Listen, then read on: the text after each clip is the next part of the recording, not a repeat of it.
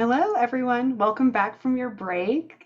And hopefully, what was a great breakout session for you all as you got to dive into more specific topics.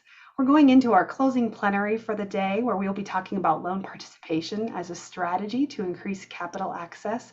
We've seen loan participation grow as a strategy that many of our native CDFIs are using in support of capital access. Today, we are so happy that Fran Lutz, who is actually an Oweesta board member, we are so grateful to him, who is going to be moderating. But he's no stranger to the field. He was previously the CFO for OFN, and he's a great thought partner for us all. But he will be moderating today, and he will be introducing the rest of his panel. We have an amazing panel lined up for you, so we are happy to have you join us and get us through the rest of the day with this exciting topic. Good afternoon, everybody. So as Crystal shared, my name is Fran Lutz. I've been working in community development for probably about 20 years now, both domestically and internationally. And I'm excited to be talking about this important topic of loan participations. Let me give you a sort of a level set of our format. So what we're going to do is we have several panelists here, and we're going to spend about 25-30 minutes asking them questions. I'll ask them questions, and then we're going to follow it up with a Q&A. So to keep the plenary conversation flowing, we're not going to be taking any audience questions until the end of the initial panelist questions. But if you're anything like me, I'm asking you, because I forget a question unless I ask it right away or write it down. So if you would please put it into the chat, and we'll make sure that we have it there as soon as you think about it. There are no stupid or silly questions, so just put your thoughts down there, and we'll get to it as soon as we can. I wanted to start with just a quick definition, because I know that the attendees here are going to be all over the spectrum, from people who don't even know what a loan participation is to people who do it every day on a regular course of their business. So a loan participation in the simplest version is just the sharing or selling of the risk or interest in a loan. And usually that can happen with two or more lenders sharing in that risk in a single loan, or sometimes multiple loans. Sometimes it could be one lender selling all of the risk in a loan to another party, but usually it's multiple parties sharing in the risk of one loan to a borrower or a series of loans to that same borrower. And as you may have heard, risk participations, there's also a lot of different other names you might have heard. You might have heard things like risk participation, loan syndication, loan sales. All of those basically co-borrowing situations, all of these are basically the same kind of thing, where there's multiple parties or lenders sharing in the risk of loans to individual borrowers. One other thing I would mention is that generally loan participations are documented with a legal agreement between the two or more lenders that are involved. Sometimes if it's a co-borrowing relationship where they're both borrowing together to lend, they may be joint parties in the same borrowing documents, but a lot of the times there's a loan participation agreement that is separate from the actual loan documents to the borrower, which explain the relationship between the two lenders and how they have to act with each other related to the risk and the processing of this particular loan. So what I'd like to do is I'd like to sort of spend a couple seconds asking each of the panelists to introduce themselves, share their name, their organization, their official title at the organization, the type of organization that they work for, the size of the organization, just to give you some sort of scale, and then whether they buy, sell loan participations or do both. So if I can start, let me start clockwise for my rotation. Can I start with Cindy, please? Sure. Hi, everyone. Cindy Logsdon. I'm with the Citizen Potawatomi Community Development Corporation in Shawnee, Oklahoma. We are a Native CDFI that we're a loan fund. And our size of our organization is 57 million as of the close of our last year. And we both sell and buy participations. And that could be with banks to other Native CDFIs. Great, thank you so much, Cindy. Joel, how about yourself? Great, thanks. My name is Joel Smith. I'm a member of the Caddo Nation of Oklahoma, and I'm the Chief Credit Officer at Native American Bank. Been with the bank for about 13 years of my career in credit lending in Indian country.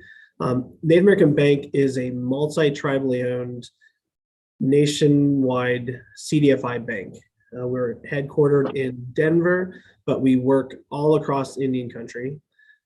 This bank size and total assets is about 200 million roughly, about $120 million loan portfolio. And we also will routinely both buy and sell participation interests in our loans with other banks and CDFIs. Thanks a lot, Joel. Lakota? Hi, everybody. My name is Lakota Bogle. I'm the Executive Director of Four Bands Community Fund. It is a 22-year-old Native CDFI located in North Central South Dakota. We serve a target market of basically all of South Dakota, though, even though we're located on the Cheyenne River Sioux Reservation. And we are sitting about 20 million as far as how big we are. And you both use the word buy and sell, and I was going to say the word share. I think, we're new to this, but just recently we've done at least 4 transactions, have about 4 in the pipeline for loan participations. And I would use the word share at this point. I don't think that we're buying or selling, even though technically we're probably selling interest in loans that we originate. But we've also bought into other deals, but I like share. So thanks, Fran. Dakota, I like sharing too. So we're going to talk about that a little bit later on. And last but not least, Jeff.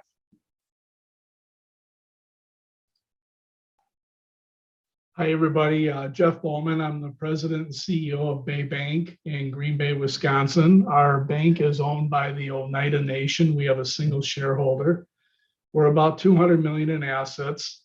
We have 3 banking offices, one in Green Bay, one on the Oneida Reservation. And then last year, about a year and a half ago, we opened up a full service branch office in Kashina on the Menominee Reservation, which is about 45-minute drive west of us.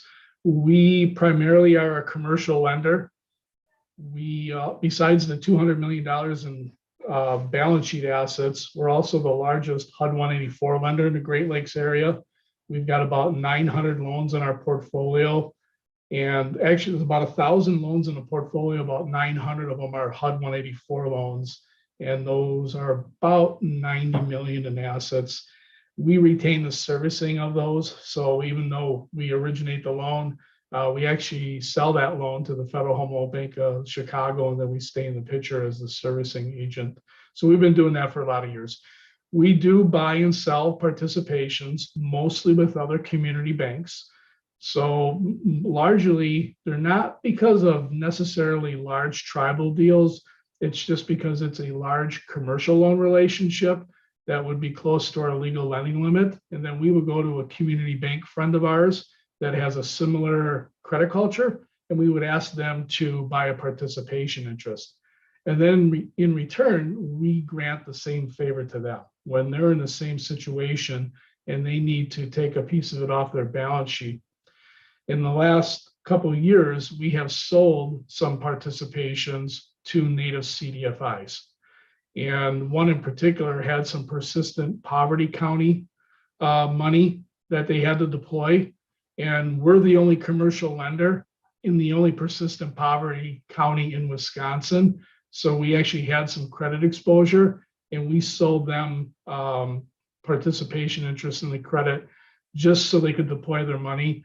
And as a favor, that CDFI is also a deposit customer. So it's a relationship type of thing where we would help them out. Now, we have not purchased a participation from a CDFI yet, but we'd certainly entertain that from any of the Wisconsin Native CDFIs. If they would approach us, we'd certainly help them. Well, I appreciate that, Jeff. And you've already started kicking us off, because one of my first natural questions I was going to ask some of the panelists were, why do you do participations? Either buy them, sell them, or share them. Thank you, Lakota, and remember that. And so if I could start with Cindy and Jeff and say, let's start with Cindy first. Like, why would you buy or sell a participation? What does it help Citizen Potawatomi do? Well, participations basically grew out of a strategic plan. We had our previous strategic plan about 5 years ago. It was a strategy of growth. It was a strategy to network and help build the capacity of other Native CDFIs as well as ourselves to build our capacity. It allows us to share the risk of a deal. It could free up some capital. If we are shy on capital, we might sell one. And, you know, I would just like to say too that to those listening in, that don't let a deal go undone just because it's hitting your lending limit or something. Work with your partners, because more than likely there's somebody in your area that is willing to make sure that deal gets done. Thank you very much, Cindy. And we're going to talk a little bit about choosing your partners and why you choose your partners and how to choose your partners. But before we get to that, Joel, can you tell me a little bit about why you buy or sell participations? You bet. So Cindy touched on one of the biggest ones, which is when you have internal limitations with exposure to that particular customer or a particular industry, and you need help and you want to see the deal get funding, right? I will add one for us in particular. You know, we work so broadly geographically. You know, we're working with tribes from several different states, and we're not always as familiar with the conditions on the ground and that community. And so what we like to do is find a local CDFI or local bank that has more boots on the ground, right? They value the local relationship, and they may have the deposit accounts for some customer that we value their input into how the market is doing there, and keeping an eye on the project for us. And so I will add, we also value that local expertise in addition to potentially industry expertise, right? So like if I had, you know, a commercial fishing operation in the Northwest, and that's not what we do day in, day out, I know I've, you know, partners that are in that area that know that industry a lot better and can together work to make sure that you bring the expertise needed to make a deal successful. You're on mute, Fran. Hey, thanks a lot, Jeff. So if I heard both of you correctly, we heard a little bit of a couple things there. We heard liquidity for the organization so that you could free up some of your capital to keep lending. I heard sharing in the risk of a borrower, maybe because of the size of the loan or the size of your own loan book limitations. I heard local geography, getting to know someone who knows the area very well. So let's start with some of the block and tackle parts. If I could say with both Cindy and Joel for a second. You know, so I'm an organization and I have a loan and I want to participate or share the risk with somebody. What kind of loan or typical legal documents would I need to enter into a participation? Joel, can you start with that? You bet. So really there is one necessary document, and that is what you mentioned previously, the participation agreement, or we often call it the participation certificate, that spells out the way in which you're going to share the loan. Everything else, the loan documents themselves are all the same between the lead lender and the borrower themselves. Of course, you'll want to look at all those as a participant and make sure there's nothing objectionable.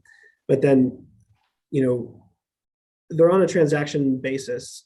We don't really have a general agreement for purchase programs with anybody. It's sort of as you come into a certain transaction, the participation agreements are generally standard that lay out the voting rights for, you know, if there's a modification needed, who gets to say, I have to vote to say that's okay or not, in addition to the economics of, you know, here's the interest rate, how much of that is going to be shared with the participant. And that's what we see boiled down to for what you need to get in place. Got it. I appreciate that. Cindy, from your standpoint, when you're buying or selling a participation, would you buy or sell 100% of a loan, or do you always require the person you're sharing a loan with to keep some percentage of it? What are your general parameters when you get involved with loan participations with other partners? We have bought into 100% before. but that isn't typical. Typical, it is a Okay. percentage. Usually, it's kind of this dance between the two participants. How much are you willing to put into this deal? And so usually that's kind of where you get your breakdown. We're in for $1 million. We're in for 250,000. And so I think it's more of that relationship and just, talking to your loan officer. What do we feel comfortable with? And what do we have the capital to be able to fund? Yeah. That makes sense. Lakota, you had said that your organization had just recently started. You've done 4 or 5 transactions and a couple more in the pipeline. Can you tell me what you look for with a partner, a risk-sharing partner? Yeah, and I don't like the word risk, Fran. Okay. But I think that loan sharing partner, because obviously your loans have no risk, but assuming they had a little bit of this loan sharing agreement. Yeah, I'm not trying to be naive in the plenary, but I think that it's interesting to hear about how we kind of all got started. And one of our issues that wasn't brought up was it is about liquidity. I think first and foremost, we always reach this maximum limit. And then we're like, well, how can I get a partner to come in and share the cost so that this deal can get done? Kind of how Cindy said, right? Instead of share the risk for the product. Because actually, as I think through our loan participation agreements, it seems like if the loan became delinquent or risky, it seems more of like a headache to share that space, right? And you should have those governing documents. So it doesn't seem to relieve any of that pressure. It just seems to actually convolute it if you don't have the right documents in place. But I think what we look for a lot, and Jeff mentioned this a little bit, is just mission alignment and cultural alignment of sort of goals of wanting to serve the specific type of customer that you're trying to get capital into their hands to do the deal. And we really do sort of just meet with them and mention, like Cindy does, of like, hey, they need 15 million. How much do you got? How much do you got? And it's kind of just like popcorning and whatever we can bring into the deal. And honestly, most of the deals I've done have been with CDFIs. We've done one with a federal partner, so we've split it 3 ways, but it's really just dividing by 3, the risk. And we haven't ever subordinated the risk where it's not shared equally, right? Like everything is pretty much shared equally amongst all the partners. I know there's other ways to do that, except on the really large deals. I guess we are in on we're only $1 million in on an $18 million deal, but it's prorated at that risk rate. So I think it is interesting. Usually the deals are brought to you because it aligns with mission, it aligns with the type of customer you have or the type of capital you have, the term of the capital. So any other way that you look at doing a deal, participation loans kind of line up with that same sort of foresight and thought about how to do the deal. So great. I appreciate that, Lakota. Jeff, we talked a little bit about some of the attributes that you need to look for in a partner in an organization. And I think I remember you saying that you are selling participations more than buying them. But if you could speak to a little bit what you what you look for in a participant, do you think change if you were buying or selling a loan share with somebody? If you're selling a loan participation in an existing deal, the loan structure is already in place. You already underwrote the loan. You'd give the participant a copy of your credit write-up and the loan documents, and then they can make their decision. The deal is already baked, right? It's already done. But if you are going to do a deal together, I think, you have to be like-minded. You have to have a similar credit culture on how you underwrite loans. And I'll give you an example. A couple of years ago, Joel and I teamed up on trying to put together a package for a tribal project, and we would have co-underwrote that deal. So you got 2 like-minded lenders that we put 2 good heads together and figure out how to get the deal done. It's not always like that. Sometimes, like in the banking circles, let's peel away the CDFI part of it right now. If it were 2 banks, if we didn't agree credit-wise, we're not going to get the deal done. Sometimes the lead bank has got a little bit of a superiority complex and says, look, this is we're going to do the deal and we want you to buy a piece of it, and that's the way it gets done. I think really the takeaway here with having some bankers on this panel with the CDFI practitioners is the CDFI industry has evolved. And so I'm a co-founder of Wisconsin's very first Native CDFI. I'm still the chair. That's 22 years of hard work. And we did deals that nobody else would do. And as your CDFI matures, you want to hold little bigger deals and you don't want to lose your best customers. So you don't want to now grow you and go to the bank. But 25 years ago, one of the purposes of a CDFI was, let me take care of you in your infancy, and then you graduate, and then I get the money back, and then I can relend it, right? So as CDFI balance sheets have gotten larger, there's more cash, right? So we can hold a little bit bigger pieces. Okay, so how does that work with the bank? So you have, let's say you have an internal policy that I don't want to have any more than $400,000 in the deal, but this one is on the verge of outgrowing me and they need another 300,000, but I want to keep it because that's a good earning asset. I don't want to lose some of my best loans. So you want to create working relationships with community bankers that it's a true relationship. They can learn from you, you can learn from them. And so when they answer the question, what do I look for? It's, do we underwrite credit the same way? Are we looking at cash flow? Do we do a debt service coverage ratio? And the ingredients of the loan write-up, if you line up 10 CDFIs and 10 banks, the ingredients of the credit analysis should be very similar. What's the exposure, the terms of the deal, the transaction summary, the background on the borrower, their industry experience, who are these people, the financials, the cash flow, the collateral, and how have you risk ranked the credit. Everyone looks at it in a similar fashion. And so if someone is doing their very first loan participation, that's where the opportunity comes in if you're the community banker, because you're really helping the CDFI, right? They want to keep one of their best customers and sell you a participation interest. So I think it's almost, if someone approached me, one of the native CDFIs that I don't work with, and they said, hey, can you take a look at this deal? First thing I'm going to say is send me your credit write-up. Let's take a look at it. And by reading the write-up, I know I'm going to have a good idea what your skill level is. And it should be tied to the complexity of the credit. For example, if you have an operator that has two dump trucks and they're going to buy 2 more dump trucks, and it's going to put you over your internal limit and you need to sell $100,000 participation in the credit, that underwriting is pretty easy. How many hours a week do you work? What's the hourly rate? So what's the revenue per truck? What are the operating expenses and the wages? And we can work on that, right?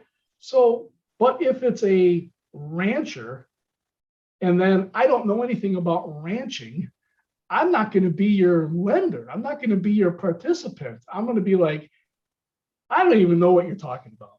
Dump trucks. I think that's a good point. So I think it's not just the complexity of the deal, but it's, can I understand it? And I've been doing banking for a long time.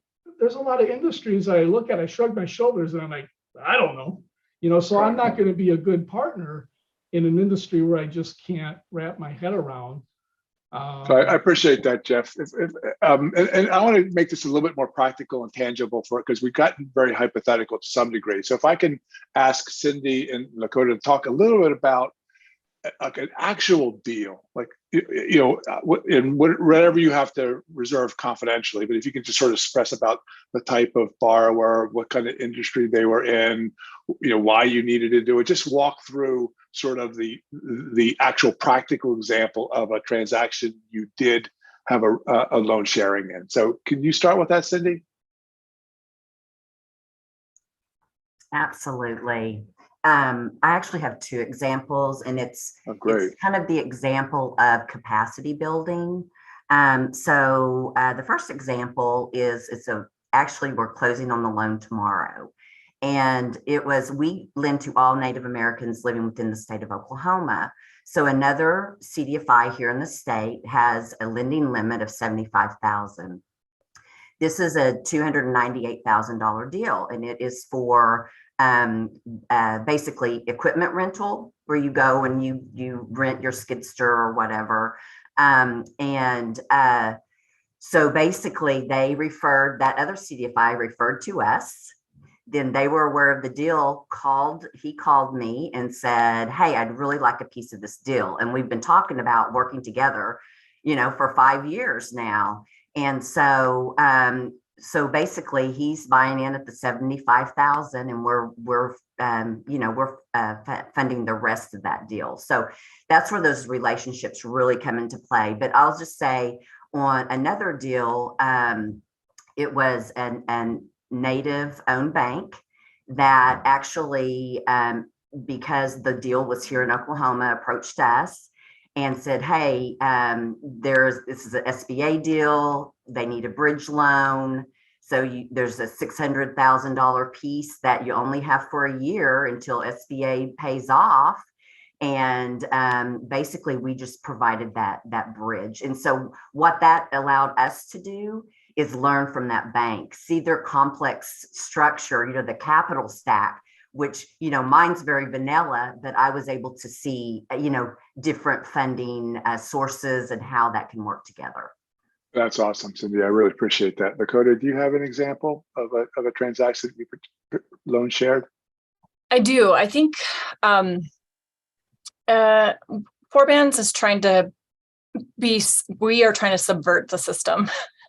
The traditional financial system that exists for Native American borrowers. And so a $1.5 million deal was, presented to us by a Native-owned borrower purchasing an assisted living center, unable to come up with the capital of $60,000 just for the cash on hand that was required by local banks. So it was first explored with our help to try to help them bank locally so that they could build the relationship. They're an existing business in a community, should have a banking relationship.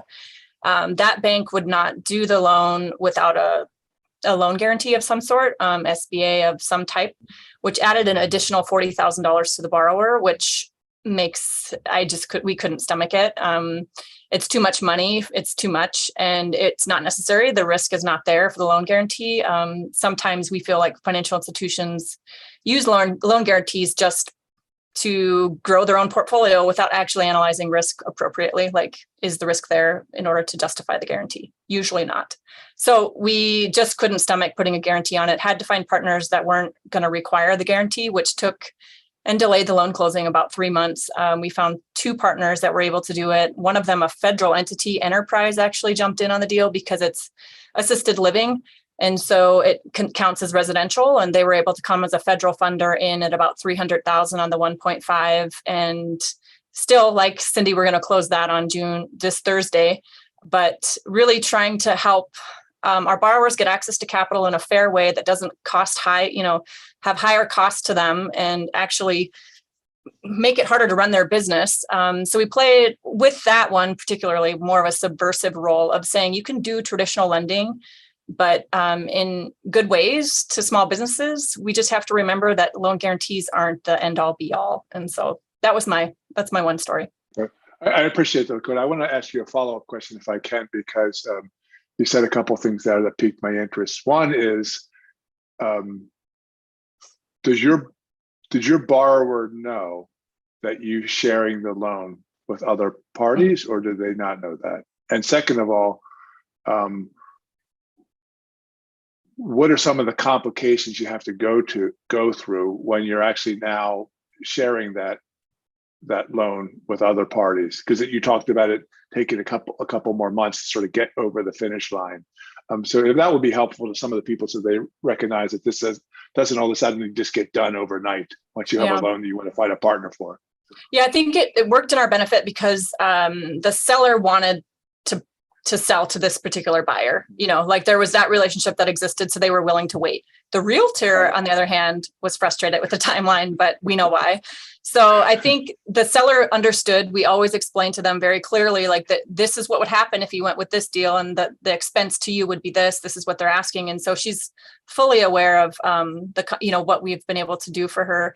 The complications are always that so there's 3 of us participating, is each of us is requiring a different level of documentation, especially on the collateral side. Like an environmental assessment we wouldn't have required, but one of our partners is requiring. So meeting everybody's minimum requirements to get the deal done has delayed the project. But we're learning a lot. Like Cindy mentioned, there's some things that are smart to ask for that maybe we wouldn't have asked. And now after this, we will add to our sort of checklist of things to do. But it's just delayed it by trying to meet the minimum requirements of each of the the participating lenders. So. Thanks, Lakota. You must have read my mind, because the next question, we have about 5 minutes left in this sort of section where we're talking with the panelists before we go to Q&A. And I wanted to ask a question to Joel as a follow-up. It says, okay, I'm a CDFI. I've heard a little bit about loan sharing and I want to do it. So that's the setting for this question. Are there any things that I should think about as an organization before I start to go out and buy or sell shares and loans? Like, what kind of prep work would I want to do and have in place as an organization? Yeah.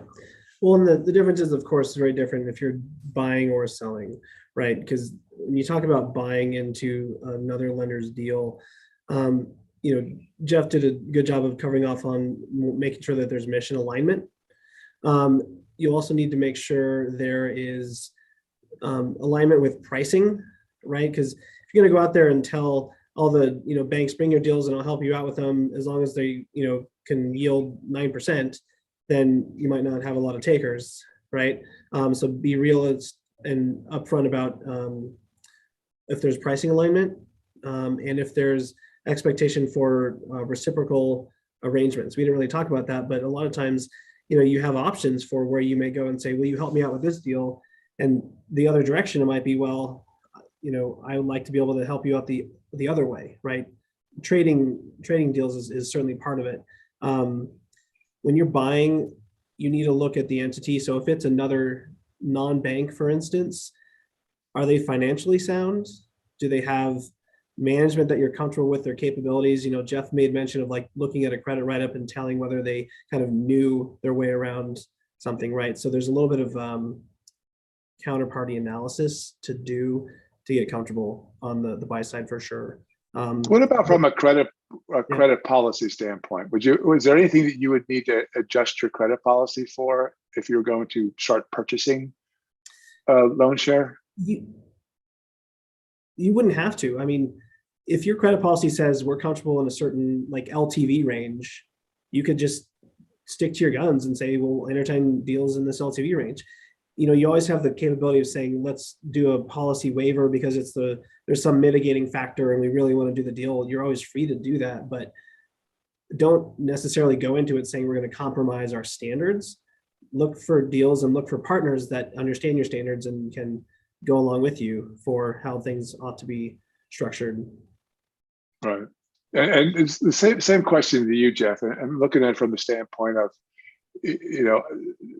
like say I'm a CDFI and I want to learn how to lend into a certain kind of industry. Like, is that a good place to start, by partnering with someone who knows that industry really well? Or would you say, no, stick to your knitting, do the kind of loans that you know how to do? What kind of things would you suggest as prerequisite work for someone wanting to get into the business? I think in the evolution of lending, when you're in a CDFI, when you're ready to change lanes, when you're ready to look at different industries in higher dollar amounts, because the prior lending performance speaks for itself. If you rack up a lot of loan losses and then you want to keep making loans to somebody in the same industry, you got, that's the definition of insanity, right? Doing the same thing over and over and expecting different results. So I think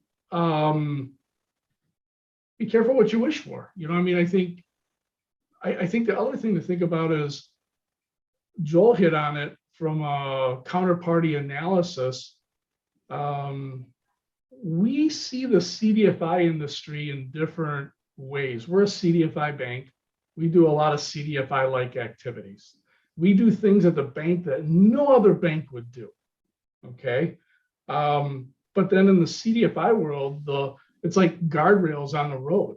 You have wider guardrails in a CDFI when you're a lender. You don't have to worry about the state bank examiners. You don't have to worry about the FDIC. Your credit policy, you can do whatever you want to do, right? And so, but at the end of the day, you still got to make good credit decisions because loans have to be repaid back. It's not a gift. So you have, the track record speaks for itself. So if I would look at buying a participation with somebody brand new that I haven't done any business with, I would ask for their financial statements. I want to see the level of their write-offs.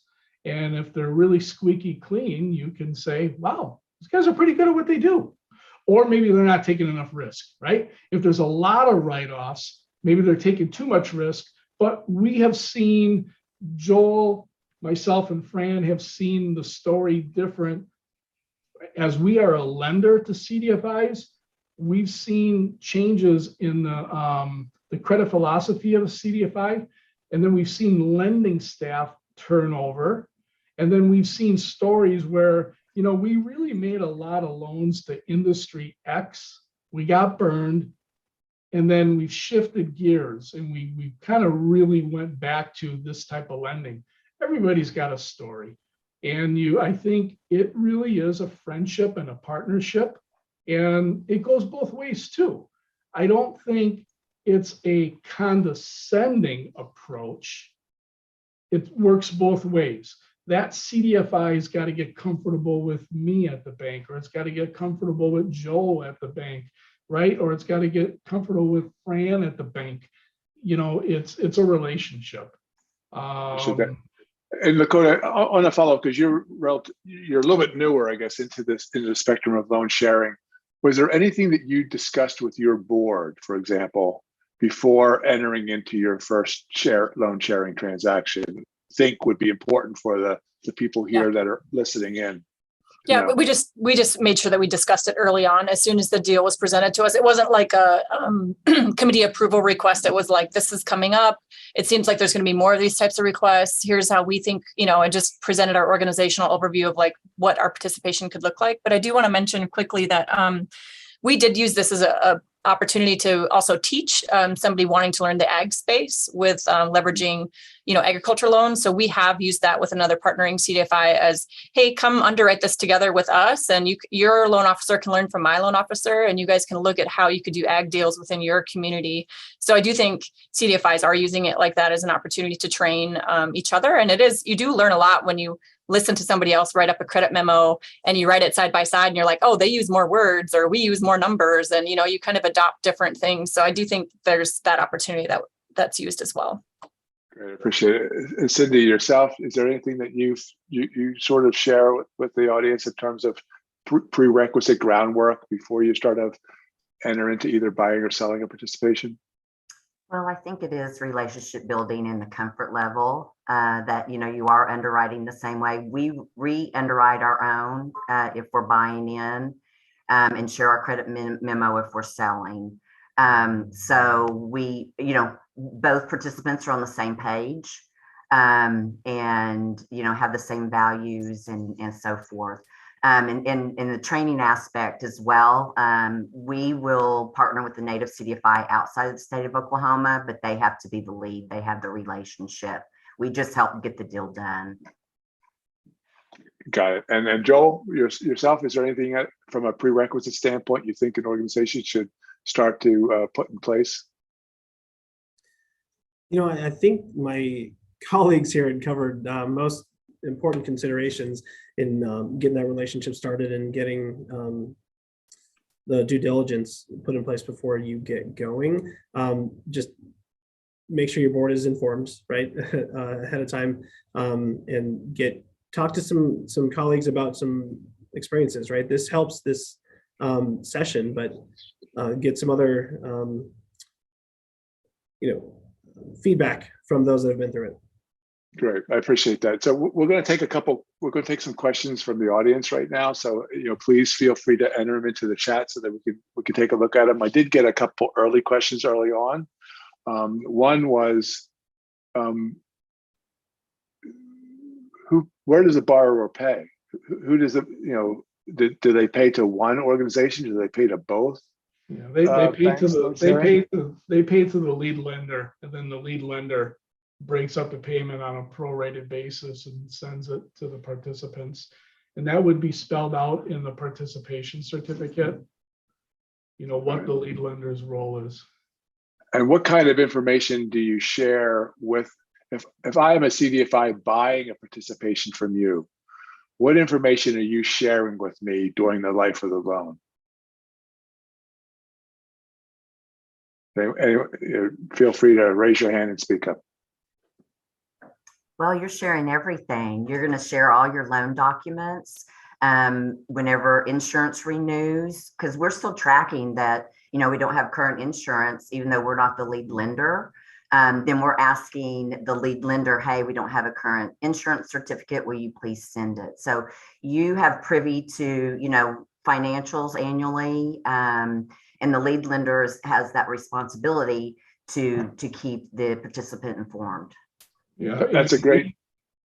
Go ahead. That's a great point, Cindy. I wanted to talk a little bit about that in the sense of, what are the, spelled out in that loan sharing document. What are the fiduciary responsibilities of that lead lender, and particularly as it might move from an ongoing relationship to maybe a situation where there's a problem or challenge with the loan that has to be addressed. Do you want to take a crack at that, Joel? Sure thing. Yeah, the participation agreements will dictate, first and foremost, information sharing. And so that runs the gamut of just, here's the financial statements that they gave me this quarter, but also notice provisions. So like if the lead lender becomes aware of a substantial issue, a lawsuit or some other thing that is, going to give rise to some issue, then they'll be obligated to raise their hands to all the participants to make them aware as well. That obviously extends to if there's any need to waive covenants, for instance, like, hey, you defaulted on your leverage ratio covenant or something. Generally, you'd have to ask your participants if they agree to waive default, and it should dictate that you cannot do that unilaterally as a lead lender.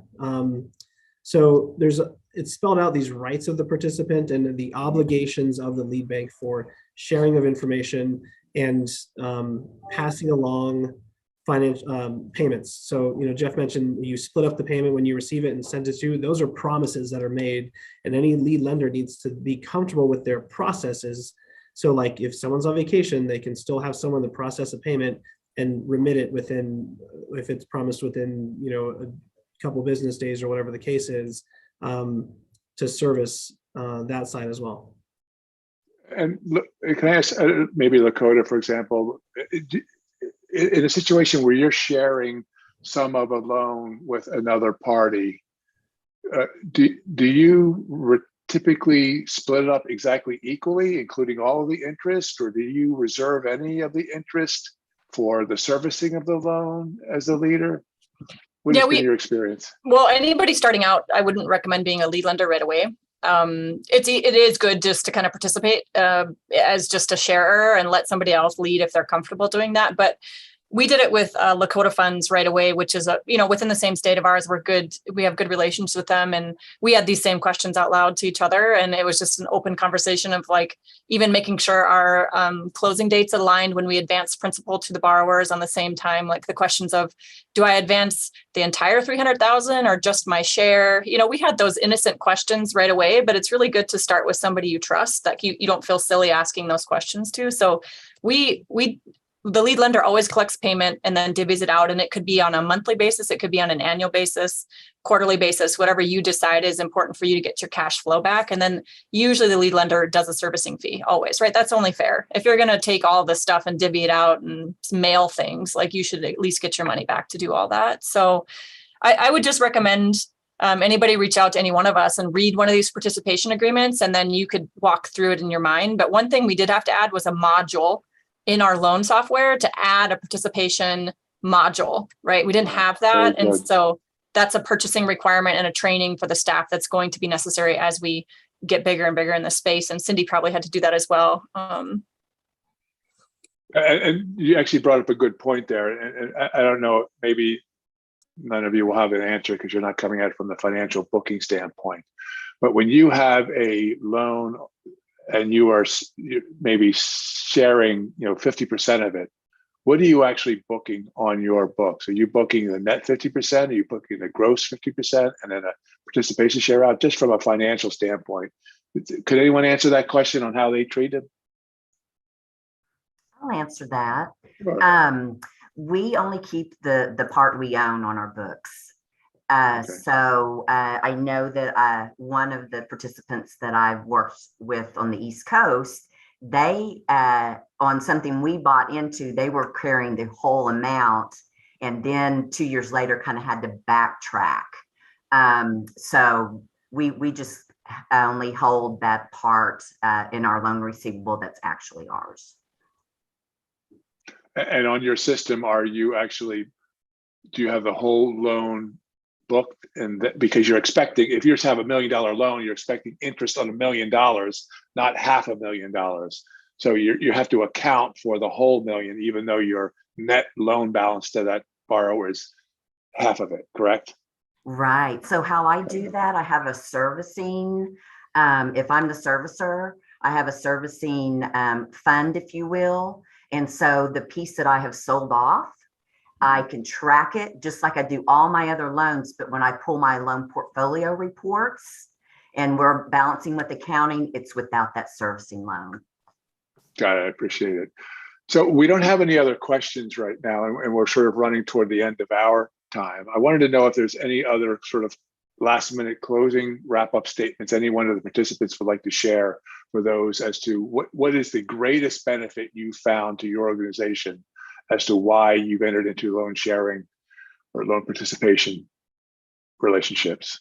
So perhaps Joel, you're shaking your head. Yes, I'm going to ask you first. You know, I think each of us at various points have touched on you can get the deal done that wouldn't get done otherwise. And that's what it comes down to. If you're the lead and you find an opportunity that's too big for you alone, don't let it go. Make it happen with a partner. That is, I think, what it boils down to is the biggest benefit. There are also lots of other side benefits that we mentioned, but I call that the primary one for us. Got it. Yourself, Jeff? You're on mute. For us, selling a loan participation has been a way to work around our legal lending limit. So we're a state chartered bank, and there's a state statute that you have to follow, and you can lend out 20% of your capital position to one borrower and related entities. So for us, that's $4 million. And so we never lend anybody $4 million on our first date. We're not going to do it. And so, however, should we do that, we would find a participant. And for example, I've got a loan that Joel doesn't know it yet, but I'm going to call Joel on, where it's about a $4 million loan, and I only want half of it. I can make money on a $2 million loan. That's more than enough for me. And it's in both of our wheelhouses. It's in the space that we operate in. You know, and I would go to him early on and we would underwrite it together. So we're both really happy with it. And could I legally go to a $4 million loan? Yep. But that's just too much credit risk to one borrower. So it's really that philosophy. You don't want all your eggs in one basket. And I think that is somewhat of a challenge for, you know, like Joel mentioned, he's got a $120 million loan portfolio. We've got interest driven off of $170 million worth of loans and thousands of borrowers. You don't put all your eggs in one basket. So part of it is just, I don't want to put that much money in a deal, but I still want to help that person. So, you know, it's more driven that. And then only in the last couple of years, because we have a couple of native CDFIs as deposit customers, where we've said, well, we'll sell you loan participation in this project because they had some money they wanted to deploy. And we have another project, a different project, not the one that I'm going to talk to Joel about, but we have another one in the beginning stages where it's with a Wisconsin tribe on a new project.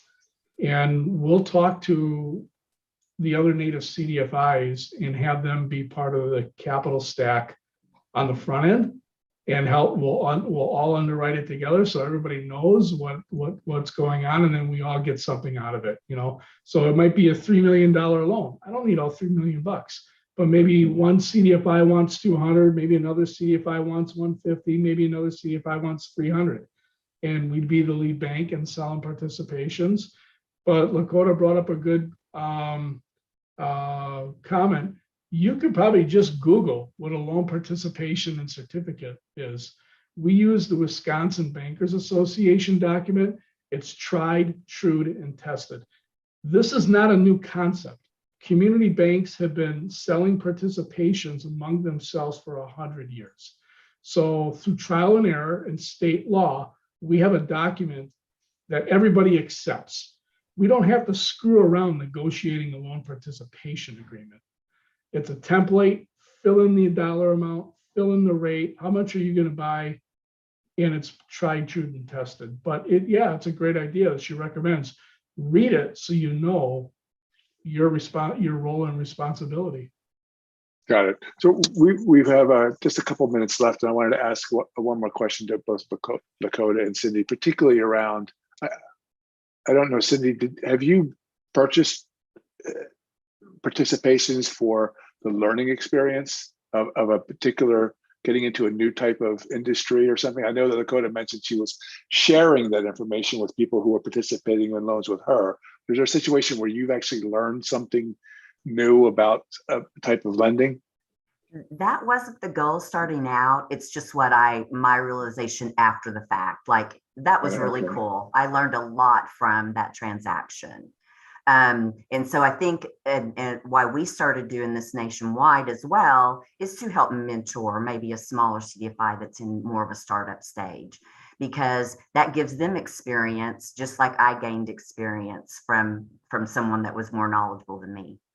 Got it. I appreciate that. So what I'd like to sort of share with everyone in the audience is that we just touched on the tip of the iceberg in terms of what it means to sort of share risk and share a participation and interest in a loan to a borrower. And as Crystal said, as we started out, the whole purpose of this is that we have this ability to make sure that the capital that is needed for our communities and our borrowers gets into their hands without turning down loans because we can't exactly get it to the right level. We don't have the right skills necessary.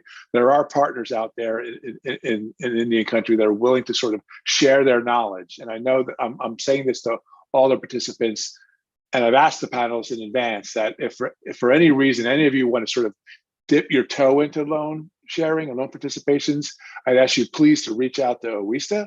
They can sort of connect you with any of the panelists, or if you know any of the panelists here directly, I'd ask you to reach out to them directly, because all of us are in the business of trying to make sure that community gets the capital they need in order to thrive.